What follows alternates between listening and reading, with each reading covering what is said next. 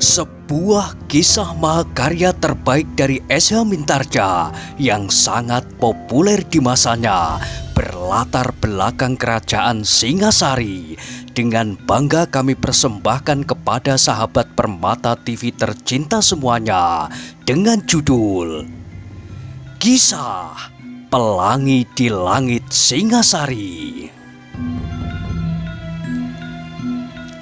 Pada kesempatan yang sangat baik ini, kita masuk pada episode yang ke-50. Selamat menikmati. Pada episode sebelumnya telah diceritakan, hati Mahesa Agni pun menjadi agak mereda. Kemarahannya tidak lagi menyala di dalam dadanya. Itulah sebabnya maka kini pedih dan nyeri pada punggungnya itu mulai terasa semakin menyengat-nyengatinya. Sekali lagi Mahesa Agni berdesis, perlahan-lahan ia bergerak maju. "Kau terluka?" terdengar Ken Arok itu berdesis. "Ya," jawab Agni. Ken Arok mengangkat wajahnya. Dipandangnya wajah Mahesa Agni yang pucat pasi. Tetapi di wajah itu tidak lagi terbayang kemarahan yang meluap-luap. Karena itu maka Ken Arok bertanya pula, "Apakah aku dapat menolongmu? Apakah yang dapat kau lakukan?" Ken Arok menjadi bingung. Ia bukan seorang yang tahu benar akan cara-cara untuk memberi pertolongan kepada orang-orang yang terluka seperti itu. Karena itu, maka sesaat ia terdiam. Tiba-tiba mereka berdua dikejutkan oleh suara derap kuda mendekat. Ketika mereka mengangkat wajah mereka, maka mereka melihat beberapa ekor kuda muncul dari tikungan dan berlari ke arah mereka. "Witantra!" tiba-tiba Ken Arok berdesis. Mahesa Agni menjadi berdebar-debar. Ia mendengar peristiwa yang terjadi ini dari Mahindra menurut petunjuk Witantra.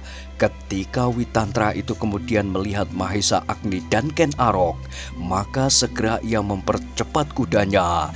Demikian ia sampai di hadapan Mahesa Agni yang terluka itu. Maka segera Witantra meloncat dari kudanya. Dengan tajamnya Witantra memandang kepada Ken Arok sambil menggeram. "Kaukah yang melukainya?" Ken Arok mengerutkan keningnya. Ia tidak senang melihat sikap itu. Ia telah mengenal siapakah Witantra dan ia menghormati keberaniannya untuk tidak menuruti saja perintah aku seperti dirinya. Namun ia bukan seorang yang wajar untuk mendapat perlakuan demikian. Karena itu, maka Ken Arok itu pun berdiri sambil menjawab, "Bertanyalah kepada Mahesa Agni."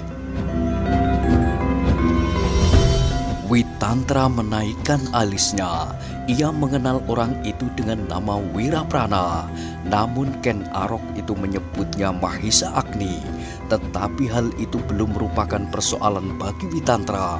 Dan jawaban pelayan dalam itu tidak diharapkannya. Karena itu maka sekali lagi Witantra berkata lebih tajam, "Aku berkata kepadamu."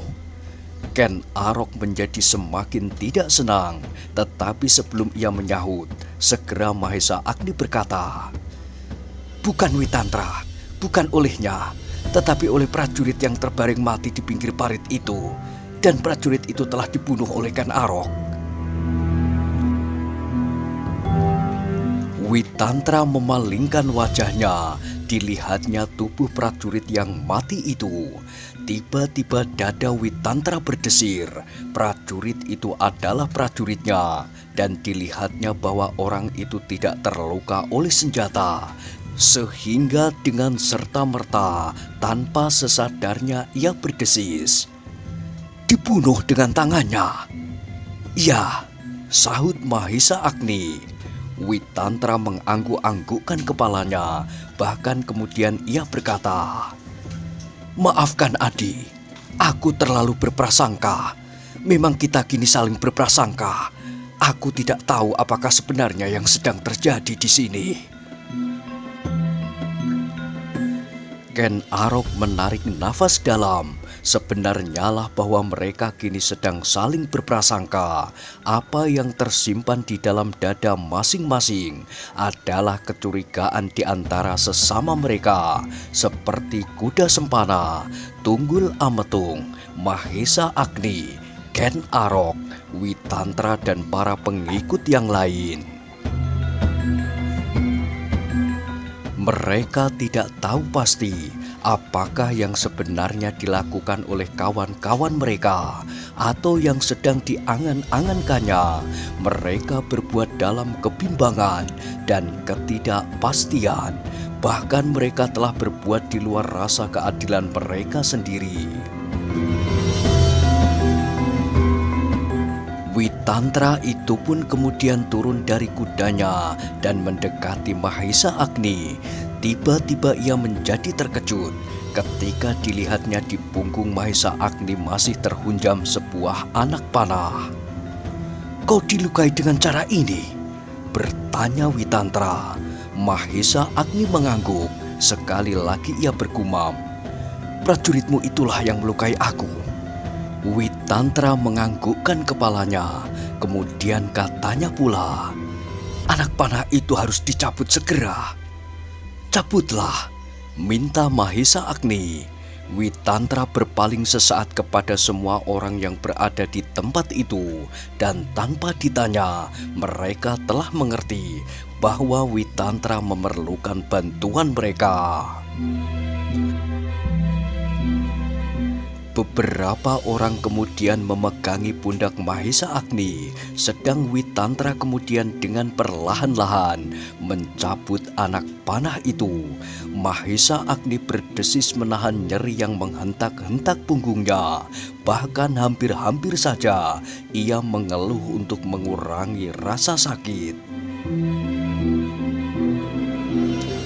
Namun untunglah bahwa daya tahan tubuh Mahesa Agni benar-benar mengagumkan, sehingga ia tetap dalam kesadarannya ketika anak panah itu tercabut dari punggungnya. Tetapi demikian anak panah itu lepas, maka darahnya menjadi semakin banyak mengalir dari luka itu. "Kau memerlukan pertolongan secepatnya," Mahesa Agni mengangguk. "Adi," berkata Witantra kepada Ken Arok, "marilah kita bawa Wiraprana ke Panawijen. Mungkin di rumahnya akan kita dapatkan obat-obatan yang dapat mengurangi arus darahnya." Kini Ken Aroklah yang menjadi heran, tetapi ia tidak menjawab. Ia tahu benar bahwa yang dimaksud adalah Mahesa Agni. Karena itu, maka Mahesa Agni itu pun segera dibangkitkannya dan ditolongnya naik ke atas punggung kuda. "Kita naiki kuda ini berdua," bisik Ken Arok. Mahesa Agni tidak menjawab. Sementara Ken Arok telah meloncat duduk di belakangnya. Dengan sobekan kain Mahesa Agni, maka Ken Arok mencoba untuk menahan atau setidak-tidaknya mengurangi darah yang mengalir dari luka itu. Demikianlah, maka segera mereka berpacu ke Panawijen kembali. Mereka mengharap bahwa luka Mahesa Agni tidak menjadi bertambah parah karena darah yang terlalu banyak mengalir. Meskipun demikian, Mahesa Agni itu pun menjadi bertambah-tambah lemahnya. Ketika mereka memasuki padukuhan Panawijen, maka kembali mereka mengejutkan penduduknya. Beberapa orang yang mendengar derap kuda menjadi ketakutan dan berlari-larian untuk menyembunyikan dirinya.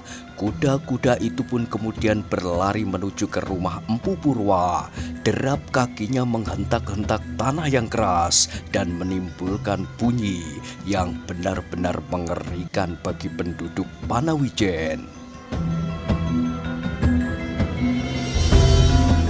Ketika mereka mendekati rumah Empu Purwa itu, maka orang-orang yang berada di halaman segera mendengarnya. Mereka pun menjadi ketakutan, dan dengan serta-merta mereka berlari-larian pula. Tetapi ketika kuda-kuda itu memasuki halaman, maka di halaman itu masih berdiri Ki Buyut Panawijen, seorang emban tua, beberapa orang cantrik yang sedang menunggu sesosok tubuh yang terbaring diam. Mereka menjadi terkejut sekali ketika mereka melihat Mahesa Agni duduk dengan lemahnya di hadapan Ken Arok. Segera mereka menjadi cemas. Mula-mula mereka menyangka bahwa Mahesa Agni terluka dan anak muda itu menjadi seorang tawanan. Tetapi mereka menjadi heran ketika mereka melihat demikian kuda-kuda itu berhenti. Demikian Ken Arok meloncat turun dan menolong Mahesa Agni turun pula dari kudanya. Halaman itu menjadi sedemikian tegangnya. Semua orang melihat Mahesa Agni yang terluka itu, dan tiba-tiba saja ketegangan halaman itu dipecahkan oleh jerit emban tua sambil berlari memeluk Mahesa Agni. "Agni, apa yang terjadi?" Mahesa Agni menelan ludahnya. Lehernya terasa seakan-akan menjadi kering. Karena itu ia berdesis, "Air!" Perempuan tua itu segera berteriak kepada salah seorang cantrik, "Air, ambilkan air!" Sementara itu Mahesa Agni itu pun kemudian dipapah naik ke pendopo. Dibaringkannya anak muda itu pada selembar tikar. Emban tua itu menjadi sedemikian cemasnya sehingga tubuhnya bergetaran serta wajahnya menjadi sangat pucat, sepucat Mahesa Agni sendiri. "Kenapa kau Agni?" bertanya emban tua itu. Mahesa Agni mencoba tersenyum.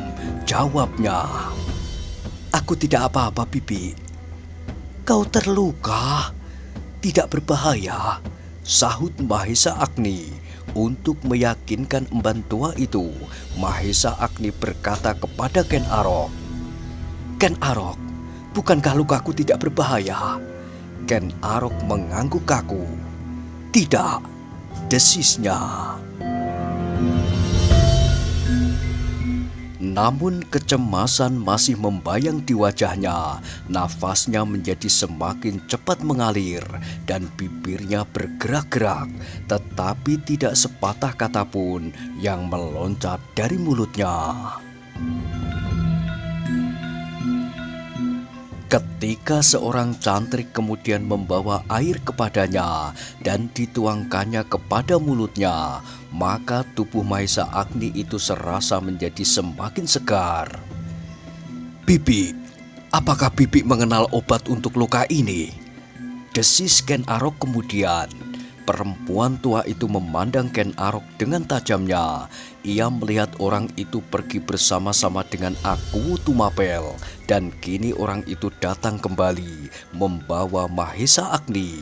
Apalagi ketika ia melihat Witantra yang berdiri mematung di pendopo itu, maka perempuan itu menjadi bertambah tidak mengerti apa yang telah terjadi. Witantra itu pun kemudian berjongkok pula di samping Ken Arok. Ia melihat keheranan yang memancar dari mata perempuan tua yang menangisi Mahesa Agni. Karena itu ia berkata, "Bibi, semuanya nanti akan dapat Bibi ketahui. Sekarang, apakah Bibi mempunyai ramuan obat-obatan untuk luka itu?" Emban tua itu tersadar dari keheranannya, maka dengan serta-merta ia berdiri dan berlari ke dalam biliknya. Ia bukanlah seorang yang dapat memberikan obat kepada beberapa jenis penyakit, namun ramuan obat untuk luka-luka ia ada menyimpannya. Obat itu adalah pemberian Empu Purwa seandainya ada para cantrik dan para endang menjadi terluka karena sesuatu sebab. Ketika emban itu datang kembali, maka reramuan itu pun kemudian dicairkannya ke dalam beberapa tetes air. Dan dengan obat itulah kemudian luka Mahesa Agni diobati. Ternyata obat itu pun bermanfaat pula baginya. Darah yang mengalir dari luka itu pun kemudian berangsur terhenti.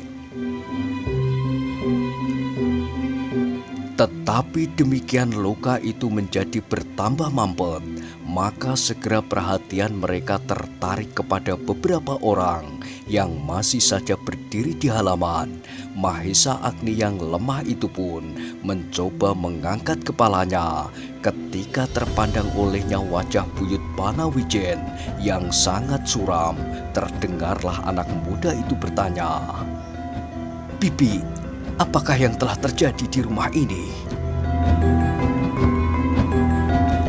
Perempuan tua itu menelan ludahnya, seakan-akan ludah itu telah menyumbat kerongkongannya, sehingga ia tidak dapat berkata apapun.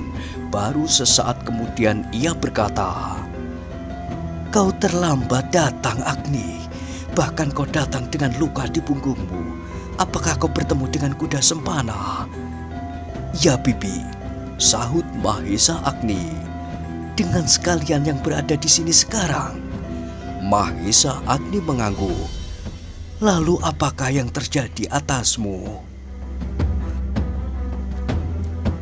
Mahesa Agni tidak menjawab. Tanpa disengajanya ia memandang kepada Ken Arok, sehingga Ken Aroklah yang menjawab. "Agni terluka karena ia ingin mempertahankan gadis yang dibawa oleh kuda sempana itu." "Siapakah yang telah melukainya, Tuan?"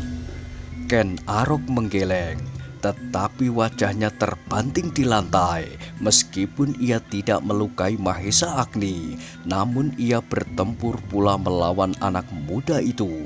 Sehingga dengan demikian, maka mau tidak mau, perasaannya pun tersentuh pula.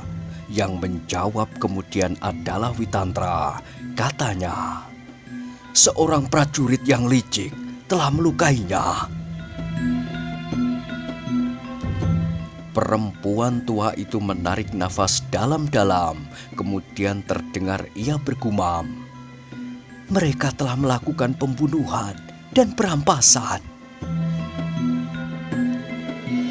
Mahesa Agni terkejut mendengar kata-kata itu, sehingga dengan serta-merta ia bertanya, "Apakah telah terjadi pembunuhan? Bibi, aku belum mati. Adakah yang telah terbunuh?"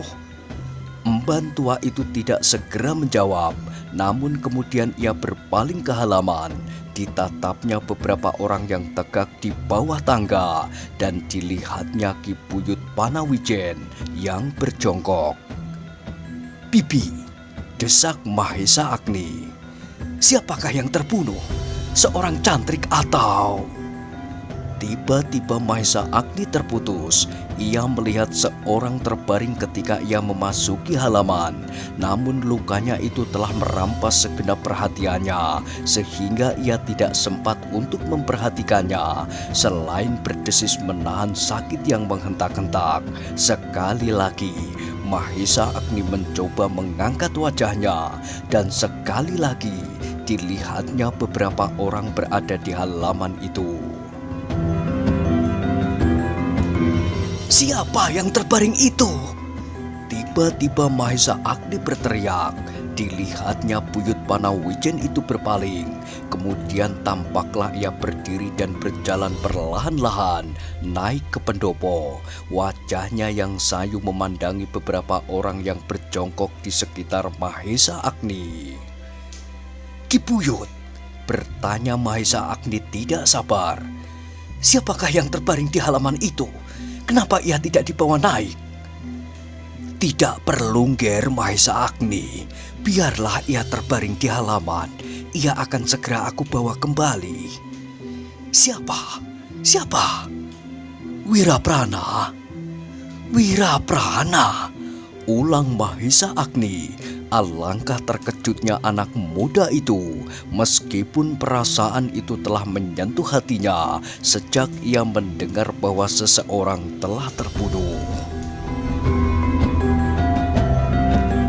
Namun ketika ia mendengar jawaban Ki Buyut Panawijen itu, tiba-tiba tubuhnya menjadi gemetar. Dengan serta-merta ia bangkit dan menggeretakkan giginya. Gila, gila, siapakah yang telah membunuhnya? Kuda Sempana, Kuda Sempana, ulangnya. Namun tubuhnya kemudian menjadi lemah kembali. Hampir saja ia terjatuh seandainya Ken Arok tidak segera menangkapnya dan membaringkannya kembali perlahan-lahan. Bahkan darahnya yang telah mampet itu tiba-tiba mengalir kembali, meskipun tidak sedemikian derasnya. Tetapi kembali mereka terkejut ketika tiba-tiba mereka melihat wajah Witantra itu menjadi merah padam. Dengan geramnya ia berdesis, "Mahisa Agni, jadi kau bernama Mahisa Agni?" Mahisa Agni terkejut mendengar pertanyaan itu, namun segera memakluminya. Karena itu segera ia menjawab singkat, "Ya, aku Mahisa Agni. Aku mendengar orang menyebutmu Mahisa Agni, namun aku sangka bahwa kau mempunyai beberapa nama dan sebutan. Namun kini ternyata bahwa kau sama sekali tidak bernama dan yang memiliki sebutan Wiraprana." "Ya, aku bukan Wiraprana." Witantra itu menggeram. "Aku pernah mendengar pula Kuda Sempana menyebut nama Wiraprana, namun baru sekarang aku tahu." "Ya, sekarang kau tahu bahwa aku bukan Wiraprana." Sekali lagi Witantra menggeram dan semua orang menjadi terkejut dan heran karenanya. Bahkan Ken Arok pun menjadi heran pula. "Agni," desis Witantra, "aku telah mencegah adikku berbuat curang. Namun aku tidak menyangka bahwa kau bukan Wiraprana yang sebenarnya." Semua yang berada di sekitar Mahisa Agni terbaring itu menjadi bertambah tidak mengerti apa yang sedang dibicarakan oleh Witantra dan Mahisa Agni itu. Apalagi ketika Witantra meneruskan, "Kalau kau tidak mengkhianati kejantanan Wiraprana pada waktu itu, maka keadaan akan menjadi lain. Mungkin Kuda Sempana tidak akan berbuat seperti sekarang, dan mungkin Mahindra akan dapat mempertahankan dirinya daripadanya. Ketika Kebu Ijo memberikan keris kepada Mahindra, aku berkata bahwa aku akan berada di pihakmu kalau mereka berdua bersama dengan Mahindra memaksakan perkelahian 2 melawan 2. Sebab aku tahu bahwa kawanmu waktu itu sama sekali tidak akan mampu untuk melawan Kebu Ijo. Ya, kawanmu waktu itu." Witantra berhenti sesaat, kemudian ia meneruskan, "Aku ingat sekarang, ternyata kawanmu waktu itulah yang bernama Wiraprana yang terbunuh oleh Kuda Sempana."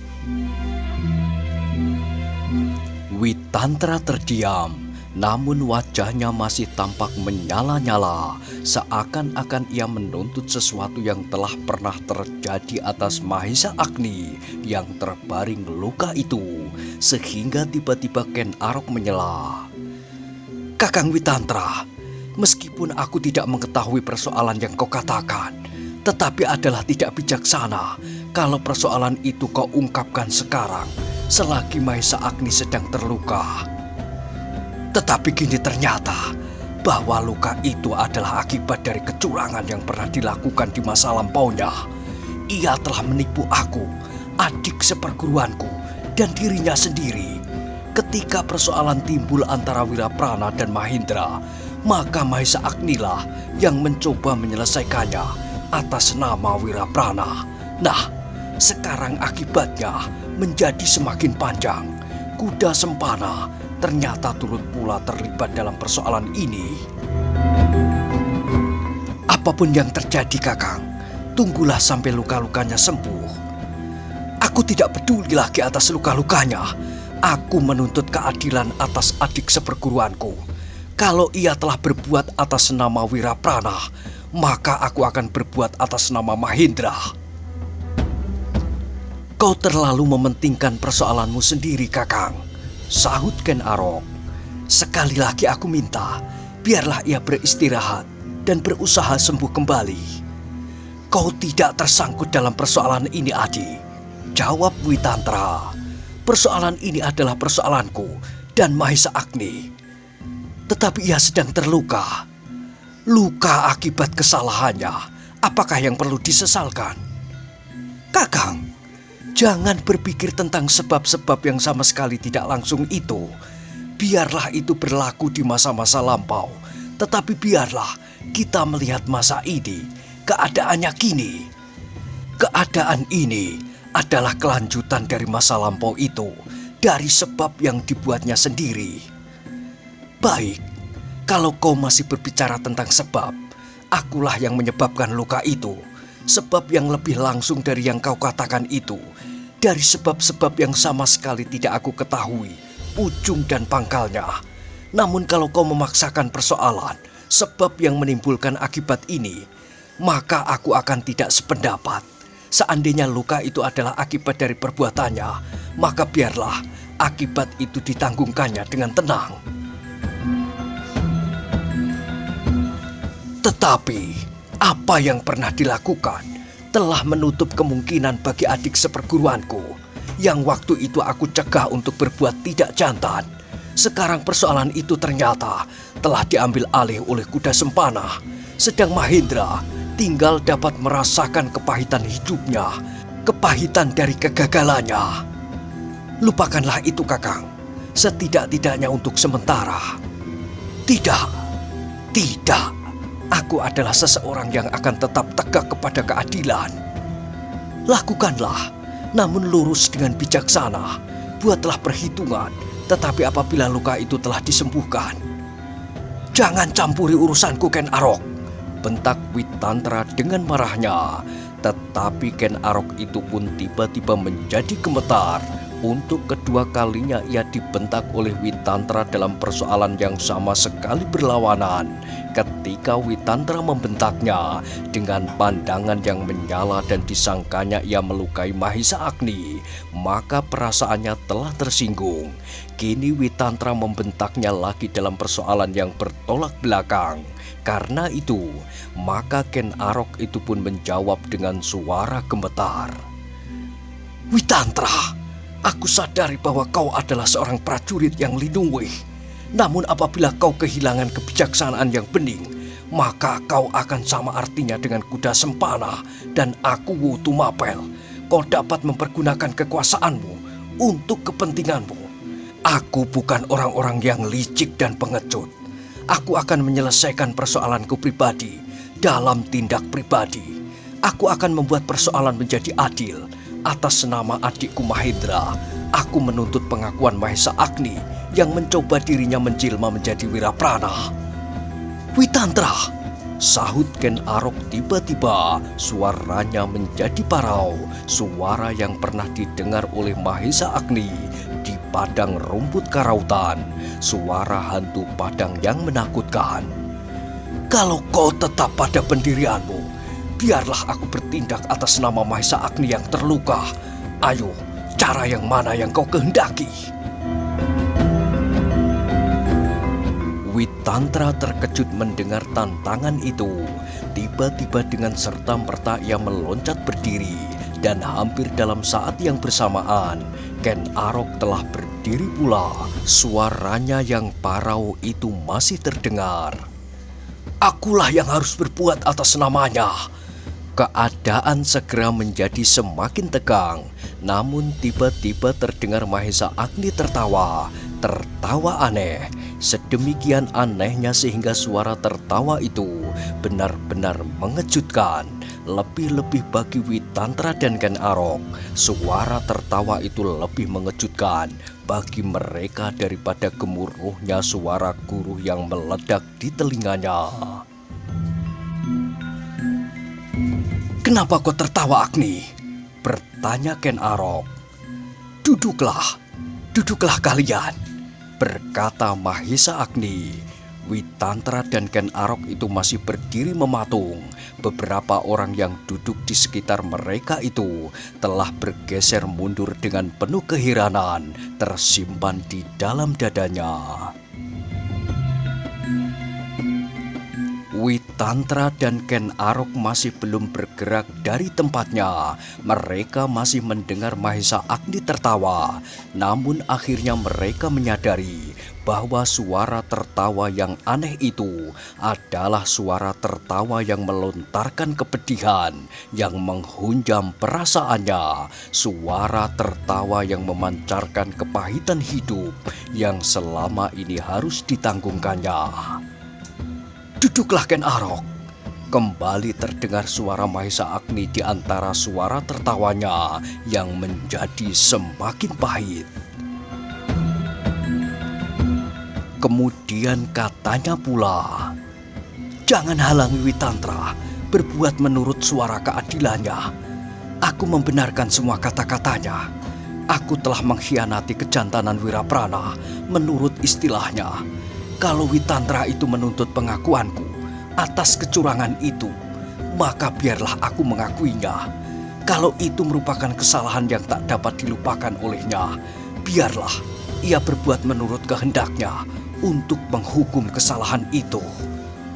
"Mahisa Agni," potong Ken Arok, "apakah sebetulnya yang pernah kau lakukan?"